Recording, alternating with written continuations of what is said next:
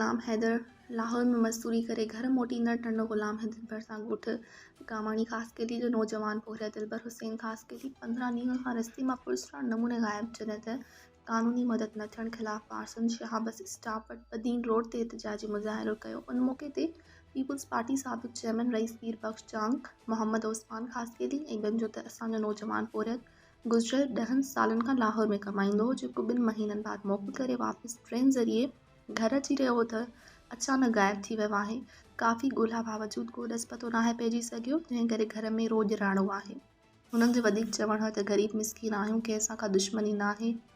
हिननि DIG Hyderabad SSP Hyderabad समेत क़ानून लागू कंदड़ इदारनि खां मुतालबो कने जो त नौजवान दिलबर ख़ासकेली जी ॻोल्हा में असांजी मदद कई वञे।